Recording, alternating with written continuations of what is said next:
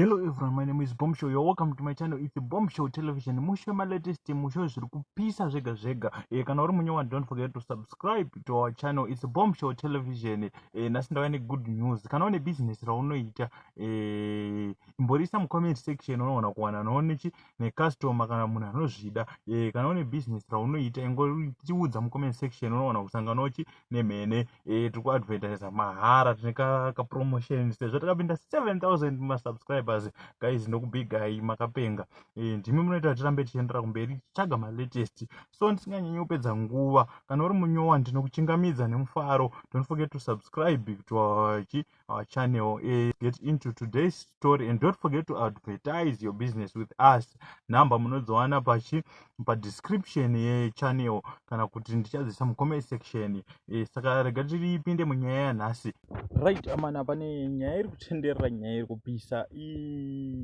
Like zvinoita zvekuita ngezviri fani kana kuti zvikuita asi nyaya inosiririsa, zvikuita nge majokes but nyaya inosiririsa. Nyaya yakatika kuMufakose, pano varume 4 vakasvikirwawo nemumwe mukadzi.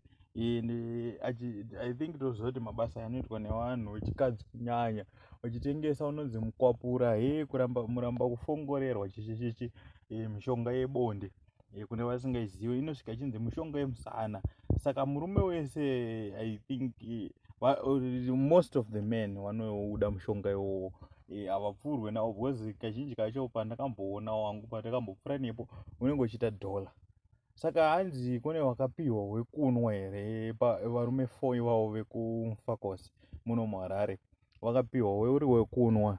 Vapiwa uri wekunwa zvadaro hanzi vakanwa, vapiwa umwe wekuti vanonwa futi kuva vakumba. But zviri kunzi vasati vasvika kumba, vakatanga kunzwa kuda vakadzi. Then vanzwa kuda vakadzi kudaro, nhengo dzavo dzatosimuka ende dzatanga kuzvimba. After some hours vakatotanga kuchema, ende hanzi dzimwe nhengo dzevarume dzanga dzakutobuditsa urume pasina mukadzi wavasangana naye. Ipapo ndopapa kusiririsa zvokuti varume ava vakatozosvika pakuendeswa kuchipatara, asi mukadzi wacho akavatengesera is nowhere to be found. Because iwe unenge wangoti ndangotenga zvinhu izvi and hazvina maside effects, manatural herbs. Ndo zvatichisimbisana, but hey, inyaya iri kusiririsa. So let's talk in the comment section, tinzwe kuti munotiwo kudii nenyaya iyi. Because chimwe chacho wakadziwo ndo vanopa vanhu pressure. Chichi anoita wejokwe. Saka let's talk about it in the comment section.